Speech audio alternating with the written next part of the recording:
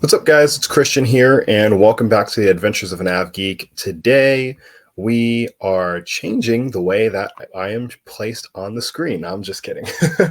Today, excuse me, we're reacting to a video about how commercial airliners cross the North Atlantic Ocean. This video was made by Simple Flying News, long haul by Simple Flying News, and was published on May 9th, which is 13 days ago from today's date. So this is I'm interested to see this video because first of all, it's interesting how if you were to look at a long distance, how do I say, a long distance international flight, like let's say Los Angeles to London, for example, what looks on a map to be, if you were to look at the flight path of that flight on a map, it looks like it's going like way up and then back down when it lands in London, and it looks inefficient compared to if you were to see on the map that it just like would go straight to there. But the reality is it takes that upwards route because it's the most efficient route for the flight because of the Earth's curvature. And so that's an interesting part. The other one is that when I'm on Flight Radar 24, which if you don't know what Flight Radar 24 is, it is an app where you get to track a bunch of different flights real time all over the world. It's sometimes like a scrolling on Instagram equivalent where I'll go on Flight Radar 24, tap an aircraft that appears to be a wide body and just see where it is and where it's going. And sometimes I'm like, oh, it's got 5 hours left and 9 hours. It's had 5 hours elapsed and 9 hours left in the flight. I wonder what I would do with those 9 hours. Maybe I'd watch movies. And anyways, it's nice to see that. But when I look at those planes, particularly planes that are crossing the Atlantic, it's interesting to see just how many planes. I've heard Wendover Productions call it the airplane highway, how so many planes go across the Atlantic Ocean both ways. And it's interesting to see how they make it all work. So I'm excited to learn more about it right here. From a passenger perspective, the term transatlantic might have you debating internally on whether you would prefer to book a flight with a North American carrier or a European carrier. If heading towards Europe, you might also be looking at flight times and which service might provide the best sleep. But when it comes to pilots, traversing this part of the world offers its own intriguing experiences. Indeed, the North Atlantic is one of the most unique airspaces in the world. The NATS, or North Atlantic tracks, are traversed hundreds of times daily in both directions, and the North Atlantic is one of the busiest oceanic airspaces. Wow. There are many discussion-worthy topics related to the North Atlantic crossings, and this video will focus on the track system and how pilots communicate with ATC while in oceanic airspace. So, if you're ready, let's get started. Before we get into things, two small notes. As mentioned in the introduction, the routes that pilots follow across the North Atlantic are called the North Atlantic tracks. We apologize in advance for using the word tracks over and over again, but it is truly the main topic of the video. Additionally, a North Atlantic track can be called NAT for short, or NATS if it's plural. We recognise that this sounds identical to the UK organisation NATS, which is a major provider of air traffic control services. Indeed, NATS, the Air Traffic Control Service, in overseeing its Shanwick facility, is involved in controlling access to the NATS, the North Atlantic tracks. That's a coincidence. But moving on, these tracks... That's really funny. I like that. are generated daily by air traffic control centers in charge of the airspace and are published ahead of the respective eastbound or westbound rush for that day. All right, so sorry, there was just an ad, so I edit that part of the video out. So now we resume. Published ahead of the respective eastbound or westbound rush for that day. The image shown here is the second daily track update from April 19th, 2024. The westbound tracks are purple and the eastbound ones are amber. Wow. The letters correspond to each of the tracks.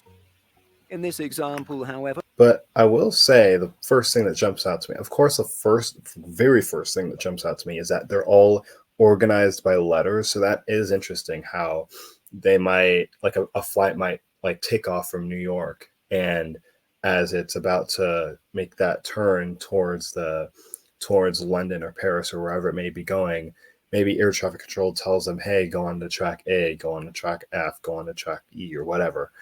Next thing I notice is that he said there are certain spots, like if you're following my mouse, like right here, here, like where a purple and amber intersect with each other. So, yeah, interested to hear how the narrator continues to explain things on this. Full, and the eastbound ones are amber. The letters correspond to each of the tracks. In this example, however, we can see that tracks A and Y and B and Z share significant route segments. The tracks are constructed by linearly linking multiple latitude and longitude GPS coordinates across the oceanic airspace. The NATs are designed to take advantage of the most favorable tailwinds eastbound and avoid the worst westbound headwinds. For this reason, the westbound tracks tend to be north of the eastbound tracks. The headwind is less severe towards the polar latitudes. The route names are simply monikered with letters. Pilots ensure that the track they're assigned to fly matches the track letter they use to load the flight plan. In addition to this, the named tracks are numbered according to the Julian day of the year. For example, the tracks published for February 20th would have 51 assigned to them, since it's the 51st day of the calendar year. This number is significant since the local date differs by 4 to 5 hours every day on both ends of the tracks. Wow. When it comes to entering Flight Information Region or FIR boundaries, here's how the process works. Tracks are published and primarily controlled by Gander and Shanwick centres. Reykjavik, Shannon, Santa Maria, and other locales also have control centres, but the North Atlantic tracks are primarily controlled by the two primary centres. Can you imagine that? The whole Atlantic is controlled by two centers.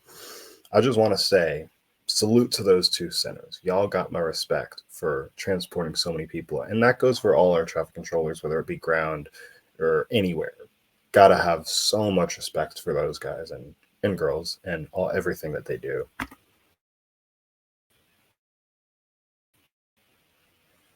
Gander is located in Newfoundland and Labrador, Canada, while Shanwick is in Scotland in the United Kingdom. Before entering the track system, every flight that traverses the oceanic tracks needs to establish contact with Gander flying eastbound or Shanwick flying westbound. This is done to receive an assigned altitude and airspeed for the crossing. This initial contact can be made up to 90 minutes before entering the oceanic airspace. Early contact is helpful because it enables pilots to calculate performance variables, such as if they need to burn more fuel to fly at the altitude assigned by the center. A North Atlantic mission, either eastbound or westbound, requires no fewer than 3 air traffic control or ATC clearances. Not to be confused with the flight plan on file from the dispatcher, clearances are given by ATC to the edge of their jurisdiction. When a flight departs from the US to Europe, the pilots receive a clearance from their departure airport to their oceanic entry point. Secondly, pilots receive a clearance from the Gander Center before entering the tracks, known as their oceanic clearance. Lastly, Shanwick Center will issue a clearance off the tracks and into European airspace. This string of 3 clearances is required on every flight and is unique compared to simple continental flying. Yeah, that's interesting. From March 2024, the NAT region will no longer require the flight crews to be in receipt of an oceanic clearance prior to crossing the oceanic entry point. Removal of the oceanic clearance has been enabled through the implementation of significant advancements in communications, navigation, and surveillance technology that have improved safety and service. All right, just got out of another ad. Let's go. And service. Flying at the assigned altitude and speeds while on the tracks is essential. Pilots maintain HF or high frequency radio communications while in oceanic airspace, but the nature of HF limitations slows communication. Because of this, most planes and pilots use CPDLC, or controller/pilot data link communications, as the primary means for sending messages back and forth. CPDLC allows text messages to be sent back and forth and is much quieter than continuously monitoring scratchy, high-pitched HF radios. Wow. CPDLC is used for strategic messages such as adjusting airspeed or altitude. Additionally, pilots can transmit using their VHF radios on frequency 123.45 to notify planes around them during emergencies. Oh, wow. This quickly alerts other pilots of a possible emergency descent and allows pilots closer to land to relay the distress call to the ground faster than HF or CPDLC messages could be composed. Wow. Moving on, there are many daily flights that fly across the North Atlantic and other bodies of water without utilizing the established track routes. Known as random routing, these flight plans are put together by dispatchers and approved by the respective control centers for a few reasons. One of the primary uses of random routing is to cross the Atlantic at a lower or higher altitude than the published tracks. The tracks use altitudes from 34,000 to 39,000 feet. However, there are times that planes are too heavy to climb initially to 34,000. As a result, they will be filed on a random route at lower altitudes. This random route might follow the tracks, but would not be eligible for a track clearance since the pilots could not comply with the altitude. And then there's slop. Another interesting point about oceanic flying is offset procedures. Commonly called slopping, SLOP or SLOP stands for... I'm sorry. I don't know why slopping sounds so funny, but I'm just going to put that out there and then move on with my life. That's it. Oceanic flying is offset procedures. Commonly called... Because it sounds like sloppy, that's why. But that's it. I digress. And then there's slop. Another interesting point about oceanic flying is offset procedures. Commonly called slopping, SLOP or SLOP stands for a strategic lateral offset position that is allowed in oceanic airspace. Pilots can offset up to 2 miles to the right of their assigned track, whether flying from Honolulu to Los Angeles or New York to Paris. This is done to avoid the wake turbulence of planes flying in front. Since every plane on a common track follows the same lateral course and generally the same speed, a flight could be a few miles in track of another aircraft for an entire crossing. Wow. The ability to offset allows pilots to get out from behind another plane's wake turbulence, allowing them to turn the seatbelt sign off and the flight attendants to conduct service. Thus, even though passengers may be completely unaware of the term, they'll be highly appreciative when their pilots engage in slopping. So, if you've ever flown across the North Atlantic, you've also probably been involved in the track system. The tracks require daily coordination between meteorologists, controllers, dispatchers, and pilots. It's the track system that allows the North Atlantic to be the busiest oceanic airspace. Without this order and consistency made possible by the tracks, hundreds of daily flights between Europe and North America would not be possible. Yep. And so, did you know about the tracks of the North Atlantic? Share your experience with us by leaving a comment down below. Yeah, so I had watched, I forget how long ago back, but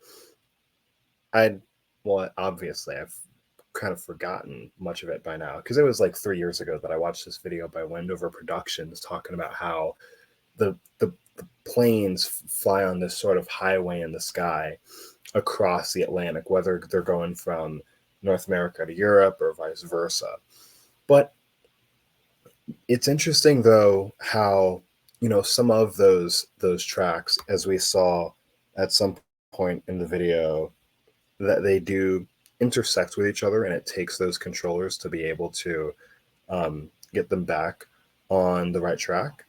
And it's also interesting to see how it's those two centers that it's Shanwick and Gander primarily who control the transatlantic space. So very, very interesting to see how this all works, and to see that there's a track system, and there's two controllers, and there's certain communication that happens between, like, there's like text message, kind of like there is communication that is similar to text message that happens between the planes and the controllers, because it is kind of tiring to have like a bunch of static radio while you're trying to fly, and that planes are able to communicate with other planes whenever they need to make an emergency descent, and planes can respond accordingly. That right there is an element to this that was definitely new to me, and definitely is a technology that I was not aware of. And I'm very, very appreciative of the fact that we do have that. So thank you guys so much for watching. That is the end of this video. If you like it, please leave a like, subscribe for more aviation content, and I hope to see you soon. Love y'all. Take care.